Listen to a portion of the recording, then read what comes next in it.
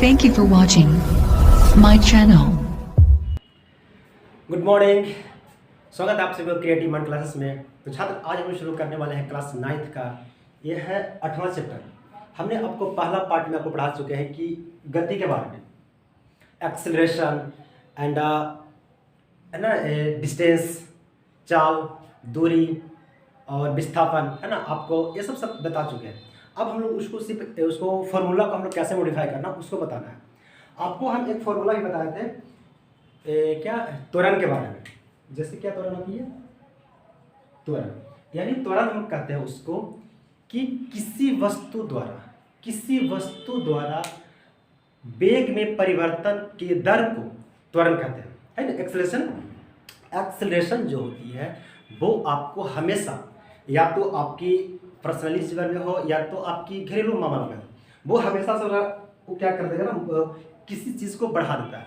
जैसे हमारे घर में अगर मान लें कोई वस्तु आती है तो टेंशन बढ़ा देता है। तो इसी चीज़ होती है जो एक्सेलरेशन, जो त्वरण होता है, वो जब भी अगर गति में लगता है तो वो उसको चाल को बढ़ा देता है। ठीक है, वो ही जो क्या होती है, वो त्वरण होती है। एक्सेलरेशन जो हम लोग बाइक में यूज़ करते हैं वो क्या होती है, एक्सीलरेटर, यानी जो एक्सेलरेशन होती है और जो एक्सीलरेटर देने वाला होती है वो एक्सीलरेटर होती है। एक्सेलरेशन होती है यानी त्वरण होती है, वो चाल को बढ़ा देता है। ओके, मैंने आपको ऐसा पढ़ा दिया था। अब हम लोग को पढ़ना है कि इसका फॉर्मूला कैसे बनेगा। ठीक है, हमने सब कुछ फॉर्मूला भी दिया था, v minus U equal to T, v minus U by T, है ना। इसका मैंने दिया था, यानी एक्सेलरेशन होता है कि किसी वस्तु द्वारा वेग में परिवर्तन की दर को हम लोग त्वरण कहते हैं। ठीक है, तो हमने इसको बता दिया था आपको, है ना। ये तो भाई चलो, जैसे हमने जैसे बोला तो इसके प्रति है। देखिए अब हम लोग इसको, इस फॉर्मूला, ये जो डायग्राम है, इससे हम लोग ये फॉर्मूला निकालेंगे।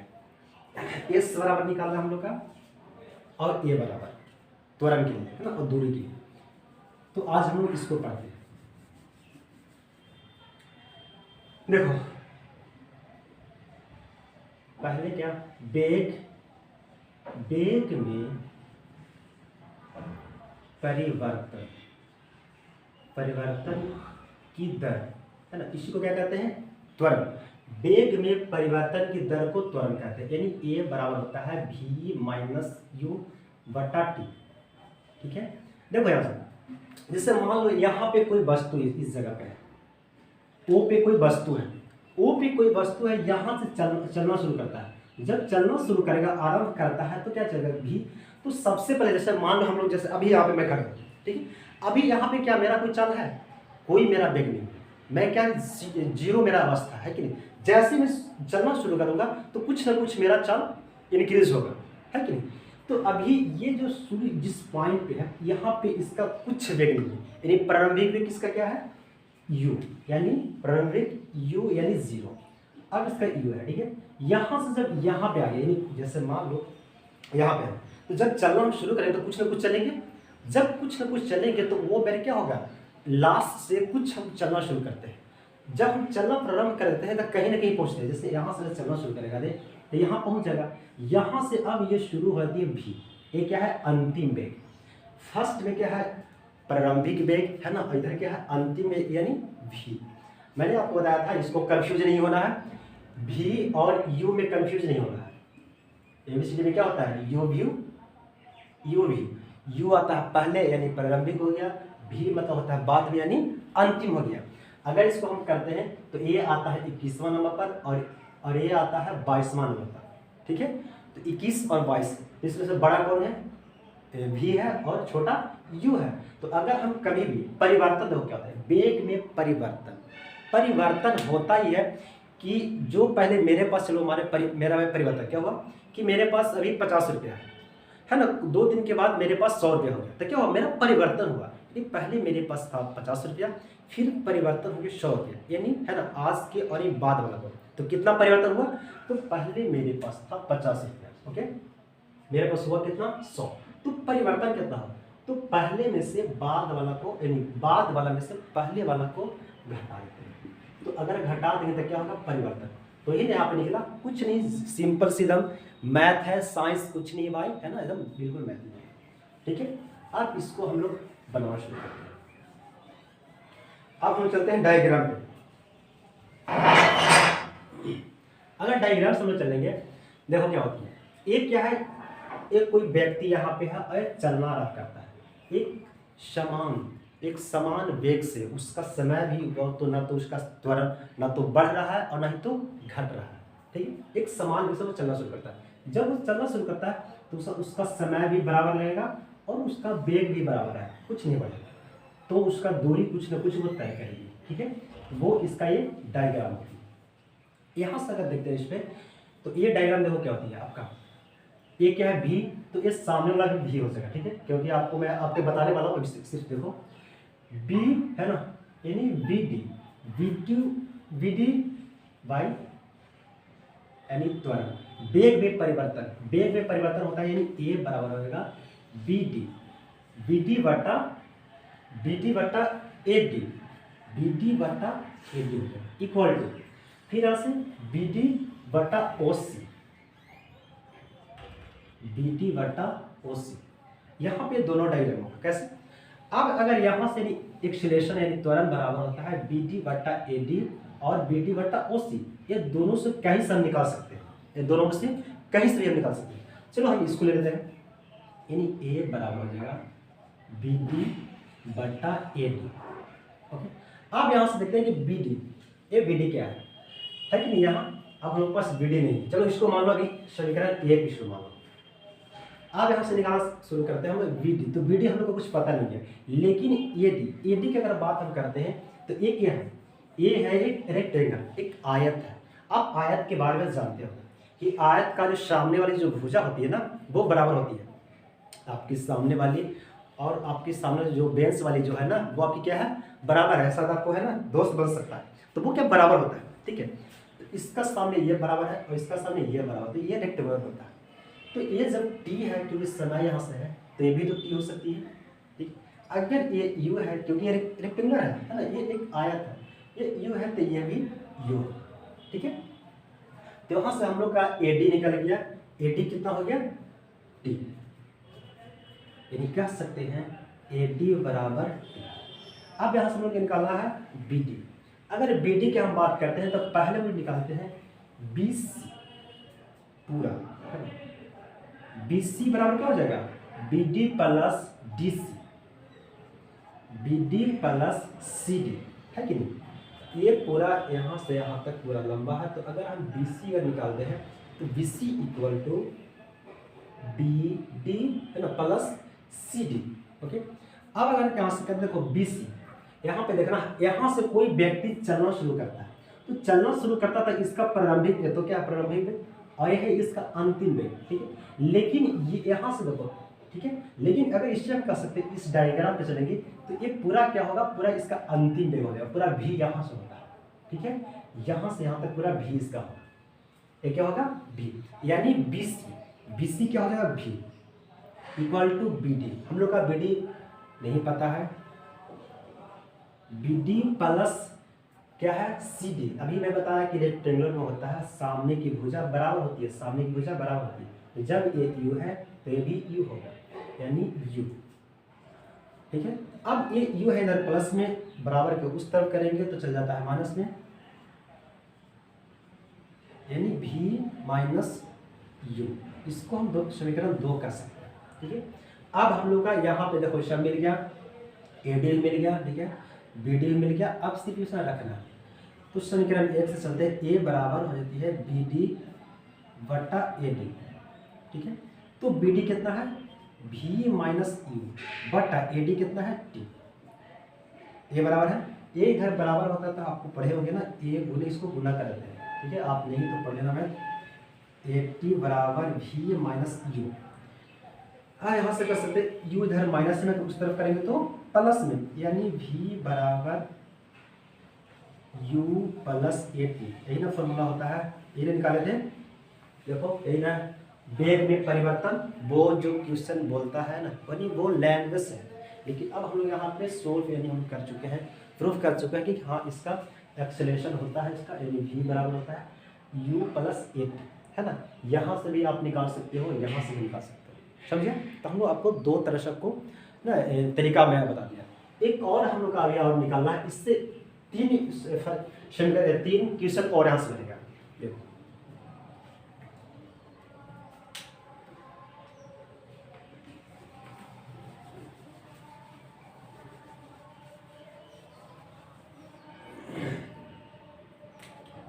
अब जैसे देखते हैं ना ग्राफीय विधि से,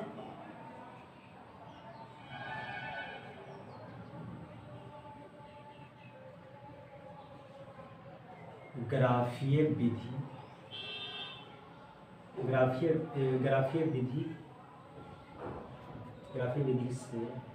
से ना गति का समीकरण,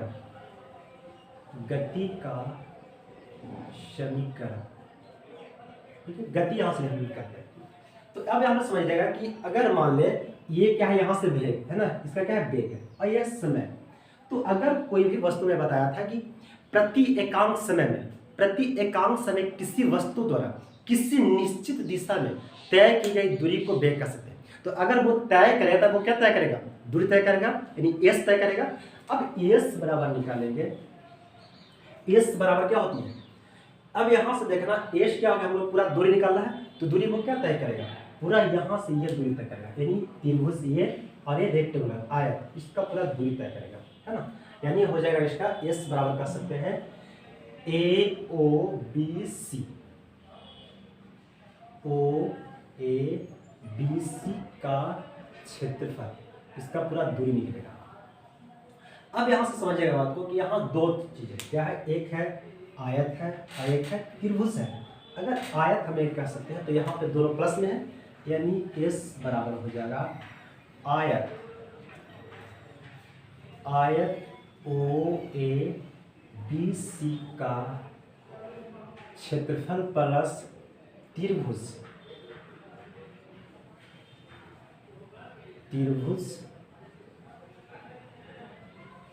क्या है, ए बी डी, त्रिभुज ए बी डी का क्षेत्रफल, ठीक है। अब आयत आपको याद है, आप 8 में ना उसका मैथ फॉर्मूला बताया गया हो, आयत का क्षेत्रफल होता है लंबाई गुने चौड़ाई, आयत का क्षेत्रफल एल गुने बी प्लस है, त्रिभुज का क्षेत्रफल होता है 1/2 है ना, आधार गुने ऊंचाई, 1/2 आधार यानी बी गुने ऊंचाई होता है। अब यहाँ पे सरल दो, अगर यहाँ पे हम रेक्टेंगल की बात करें तो ये क्या है ना, ये मेरा क्या हो जाएगा, चलो ये मान लो लंबाई, ये क्या है लंबाई है, ये है चौड़ाई है ना। तो लंबाई, इसका लंबाई क्या है, लंबाई है इसका ओस, ये भी कर सकते हो ये भी कर सकते हो दोनों, क्योंकि आयत का सामने का भुजा बराबर होता है, मैं बार बार बोल रहा हूँ, ठीक है, आयत का सामने भुजा बराबर होती है, यहाँ से ये बराबर, तो आप इससे भी रख सकते हो इससे भी रख सकते हो। चलो हमने रखा है ना ओ सी गुने है ना, यानी लंबाई गुने चौड़ाई ओ ए प्लस 1/2 बी, यानी आधार त्रिभुज का क्या है, आधार यानी बेस, इसका क्या हो जाएगा, तो ये बेस है ना, यानी ए इसका बेस है, यानी बेस क्या है इसका 1/2 है ना, ए डी गुने ऊंचाई इसका क्या हो जाएगा, ऊंचाई इसका हो जाएगा बी डी, ऊंचाई हो जाएगा इसका बी डी, ठीक है। अब यहाँ पे जरा समझिएगा बी डी हम लोग निकाले हैं क्या, देखो हो गया। यहाँ से अगर करते हैं हम तो ओ सी क्या है टी, ओ सी हो जाएगा टी गुने ए ओ आपका हो जाएगा यू प्लस 1/2 ए डी देखो क्या है, क्योंकि आयत है तो सामने का तो बराबर रहेगा, ए डी भी टी है गुने क्या है बी डी। अब हम लोग का बी डी नहीं पता है, जरा सा से बी डी हम लोग निकालते हैं, ठीक है। अगर बी डी हम लोग आगे करते हैं, इसको निकालना चाहते हैं तो क्या करेंगे, देखो ये यू है, सॉरी क्या भी है, अगर ये भी है तो ये भी हम लोग बताया था पिछले बार कि ये भी है ना, क्योंकि ये आयत से ये भी है, लेकिन ये नहीं होता कैसे, क्योंकि अगर ये भी है ये भी है, सॉरी ये भी क्या है ये भी है, अभी बताया पहले भी अभी बता रहा हूँ, ये अगर भी है तो सामने का ये भी है, लेकिन भी बराबर एक और अभी मैं निकाला आपको, ए बराबर भी माइनस यू बटा टी, ये निकाला। अब क्या निकाला हम लोग का तो भी पूछ रहा है ना, भी बराबर क्या होगा, तो भी बराबर होगा यहाँ पे देखिए 80 बराबर भी माइनस यू। अब इधर क्या है, भी प्लस सॉरी माइनस इधर जाएगा तो हो जाएगा प्लस में, यानी भी बराबर u प्लस 80 है कि नहीं, तो भी बराबर। अब यहाँ से जरा समझना कि अगर हम भी रखते हैं, क्या क्या भी ना, तो यहाँ तो ये तो भी है, ये भी, तो अगर ये भी है यहाँ u, तो u तो यहाँ इसका तो u तो यहीं तक है, इसका कोई रिलेशन है उससे, कोई भी रिलेशन यहाँ से u से नहीं है, तो ये सिर्फ v है, ठीक है। तो u को क्या हम मानेंगे यहाँ पे 0, u को हम यहाँ पे 0 मानेंगे, तो v बराबर u 0 यानी 80, ठीक है, यानी v बराबर 80। तो यहाँ पे क्या रखेंगे हम, ad बराबर क्या रखेंगे 80, ठीक है, यानी t गुने u प्लस 1/2 t गुने ad क्या हो गया 80। अब इसको करो ना, तो ut यानी s बराबर ut प्लस 1/2 80 स्क्वायर, ये फॉर्मूला होता है, सर मैं ये लिखा चुका हूँ पहले वीडियो, ठीक है। एस बराबर यानी दूरी बराबर होता है ut plus 1/2 ut plus 1/2 80 square, ये फॉर्मूला होता है। यहाँ से एक और फॉर्मूला निकलेगा, मैं आपको पढ़ा नहीं सिखा रहा हूँ, है ना, आपको साइंस से खिला रहा हूँ, आप ध्यान से पढ़ो और देखो इसको, आप वीडियो को एक बार नहीं 2 बार देखो, है ना, तब आपको समझ में आएगा। क्योंकि देखो यार, कोई भी चीज़ आपकी सोच से कोई छोटा नहीं है बच्चे, समझा, आप कर सकते हो, समझ सकते हो। चलो देखो एक और यहाँ से निकालते हैं, तीसरा फॉर्मूला निकालते हैं। तीसरा फॉर्मूला क्या यहाँ से है, अब ये क्या है, ये एक समलंब है, क्या है ये दोनों, क्योंकि दूरी निकालना है, तो दूरी अब ये बोले कि दूरी जो होती है ये दोनों का मिलाकर निकालना पड़ता है, ठीक है। तो दूरी अगर निकालेंगे तो यहाँ से करेंगे तो ये एक क्या है, समलंब चतुर्भुज है। अगर समलंब यानी S बराबर यानी क्या होता है, समलंब चतुर्भुज, समलंब चतुर्भुज,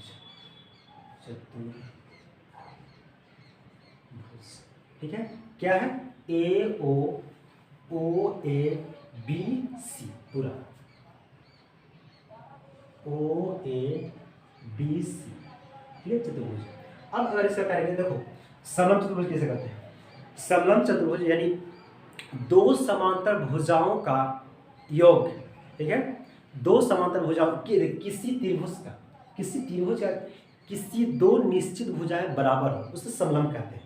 तो इसका देखो समलंब जो होता है किसी दो निश्चित भुजा बराबर हो, यानी ये भुजा और ये भुजा बराबर होनी चाहिए, तो वो क्या है समलंब, यानी ये भी बराबर है ये भी बराबर, ओके।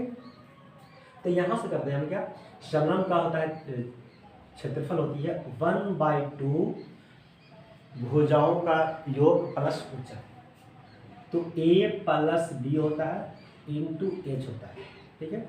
1/2 a हम लोग मान सकते, चलो इसको मान लो या इसको मान लो, कोई दिक्कत नहीं है, आप किसी को भी मान सकते हो, है ना। क्या हो गया a क्या है OA, ठीक है, प्लस b क्या है, तो b है BC, h क्या है, h आपका हो जाएगा, ये देखो ऐसा समलंब होता है, ये होती है, ठीक है। तो ये भुजा बराबर होती है, ठीक है, ये होता है इसका ऊंचाई होती है और ये होता है इसका कर्ण होता है, ठीक है। तो अगर इसको हम ऐसे पलटेंगे तो इस तरह से बनेगा कि नहीं बनेगा, इस तरह से बनेगा, यानी इसका ए हो जाएगा, ऊंचाई हो जाएगा, ऊंचाई इसका कौन होगा, ऊंचाई इसका हो जाएगा ये ओस, हो कि नहीं होगा। अगर इसको हम ऐसे सीधा करेंगे तो ऊंचाई इसका ये हो जाएगा, ठीक है, इसका बेस हो जाएगा, आधार हो जाएगा, ठीक है, बाकी ऊपर वाला हो जाएगा, ठीक है। तो एस अगर इसका करेंगे तो कौन हो जाएगा OC। अब यहाँ पे हम लोग रख देते हैं, हम लोग को क्या पता है 1/2 OA U प्लस OC क्या है, OC क्या है, देखो यहाँ से, सॉरी BC क्या है, हमने निकाला था, क्या है भी है, क्या है BC ये पूरा भी है, गुने OH क्या है OH T, इसको और कुछ कर सकते हैं आगे 1/2 भी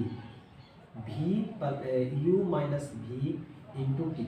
यहाँ से हम इस फॉर्मूला को आगे बढ़ाएंगे, इसको a बराबर v माइनस यू बटा टी, इसको हम करेंगे। अब क्या निकालना है, t बराबर निकालना है। तो अगर हम t बराबर निकालेंगे तो t किधर लाएंगे, तो ये आ जाएगा यहाँ, यानी v माइनस यू बटा, ठीक है, t बराबर। तो जस्ट यहाँ पे इसको रख दो, t की जगह पर रखेंगे इसको, तो यानी v माइनस यू बटा a, ये सब है s बराबर है s बराबर यहाँ से 1/2 u प्लस v, ओके। और क्या है, ऐसे लिखेंगे, इसको तो इधर कर दो, इधर कोई दिक्कत नहीं है, v plus you v minus you बटा 2a, ठीक है। अब इसको गुना कर दो, 2as इक्वल टू, है ना, v स्क्वायर, इसको जब करोगे आप सोल्व करोगे तो v स्क्वायर देखो कर ही देते हैं, आप लोग समझ में आएगा। u से करेंगे u में तो क्या होगा, सॉरी v से करेंगे v में तो v स्क्वायर, ठीक है। v से करेंगे u में तो यहाँ पे है प्लस, यहाँ पे है माइनस, यहाँ पे क्या होगा, माइनस हो जाएगा, यानी vu। इससे करेंगे प्लस, ये है प्लस, ये है प्लस, तो प्लस होगी, है ना। यहाँ पे क्या होगा, u से करेंगे v में तो u भी होता है, यहाँ से करेंगे तो minus u square, plus minus ये खत्म हो जाएगी, बच क्या जाएगा, तो 2as equal to v square minus u square, एक ये फार्मूला, ठीक है। हमने आपको 3 फार्मूला यहाँ से निकाला। आपको पहले हमने एक बताया था वेग में परिवर्तन की दर से, एक वहाँ से फार्मूला निकाला था, यानी 4 फार्मूला मैं आपको दिया, है ना। पहले वीडियो में शायद 2 फार्मूला वहाँ से होगी, है ना, और यहाँ से आपको 3 फार्मूला, ठीक है। तो आप इसे एक बार नहीं 2 बार 3 बार देखिए, आपको समझ में आ जाएगी, ठीक है। कुछ क्वेश्चन हम लोग कर लेते हैं।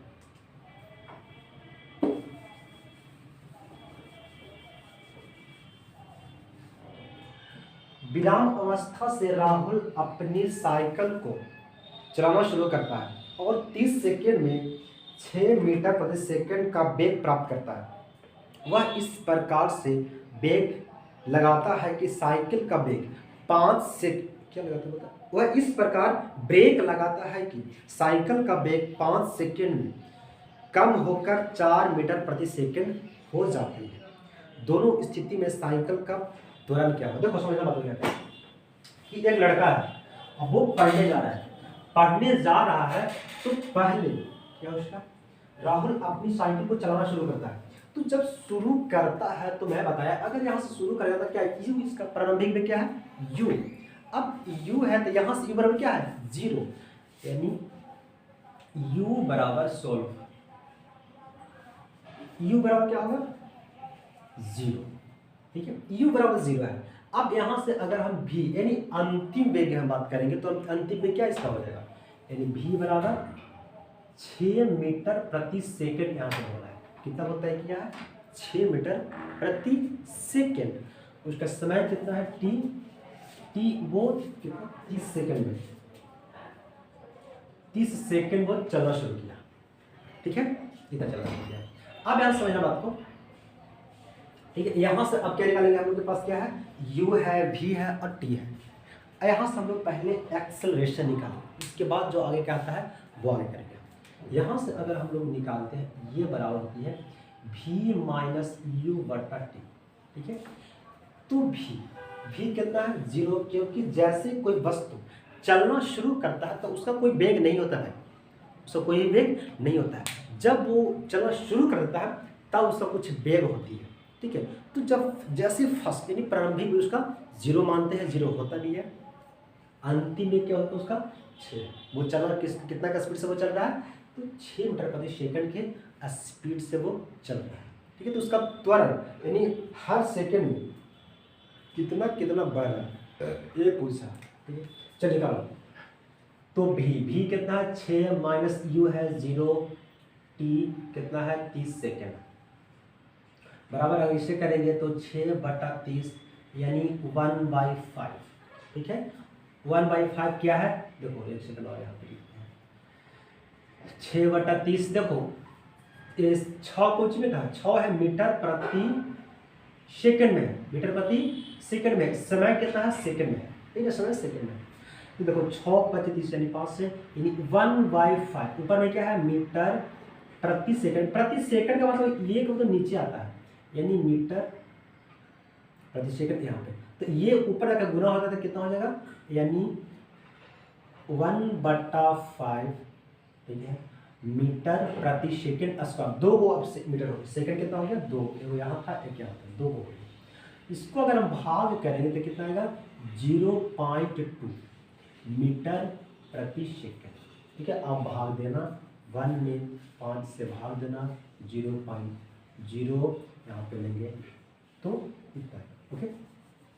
अब क्या कहता है कि वो इस तरह से ब्रेक लगाता है कि 5 सेकेंड में 4 मीटर प्रति सेकेंड का वेग घट जाता है, तब त्वरण क्या हो रहा है? तो उसका वेग था कितना? पहले था 0, जब वो चलना शुरू करता है इन 6 मीटर प्रति सेकंड के आसपास, मीटर प्रति सेकंड से वो चलना शुरू करता है। अब वो ब्रेक लगाता है, जब ब्रेक लगाता है प्रारंभिक वेग क्या होगा? यही होगा, ठीक है। दूसरी है ना, दूसरी अवस्था। अब वो ब्रेक जब लगाता है तो उसका u कितना था? u था उसका 6 मीटर प्रति सेकंड, ठीक है। अब उसका भी अंतिम में क्या है? अंतिम में उसका 4 मीटर प्रति सेकंड है। समय उसका बोला है कितना? 5 सेकंड। इस बार बोला है कि 5 सेकंड में वो इस तरह से ब्रेक लगाता है कि 5 सेकंड में 4 मीटर वो घट जाता है। चलो यहाँ से अगर हम निकालते हैं ये, तो v माइनस u/t, ठीक है, e/t। ए बराबर यानी v कितना है? v मेरा है 4, u कितना है? u है 6/t है 5, ठीक है। इसको करेंगे तो कितना आ जाएगा? यहाँ पे आ जाएगा a बराबर -2/5। अब देखो यहाँ पे ऐसा समझना बात को कि 6 किसमें? मीटर प्रति सेकंड में, तो मीटर प्रति सेकंड में है, ये क्या है? सेकंड में। तो 1 सेकंड यहाँ, 1 सेकंड यहाँ, तो कितना? 2 सेकंड, यानी यहाँ से हो जाएगा, यहाँ से अगर भाग दें तो कितना है? -0.4 मीटर प्रति सेकंड स्क्वायर, ये 2, इसका 2, यानी इस स्टेशन का 2 एक्सीलरेशन, यानी पहली अवस्था लिखेंगे। पहली अवस्था में 0.2 मीटर प्रति सेकंड स्क्वायर इसका त्वरण है। दूसरी अवस्था में -0.4 मीटर प्रति सेकंड स्क्वायर त्वरण है। इस त्वरण की मैं बात कर रहा हूँ। ये हर सेकंड में 2.2 मीटर प्रति सेकंड स्क्वायर बढ़ जा रहा था। त्वरण का मतलब होता ही है बढ़ जाना। सो थैंक यू, आज के लिए इतना ही, है ना। आज हम लोग पढ़े पूरा किए गति के बारे में। हमने आपको पहली वीडियो दे चुका हूँ, आप उसे पढ़िए, है ना, और बच्चों को शेयर कीजिए, सब्सक्राइब कीजिए। So thank you.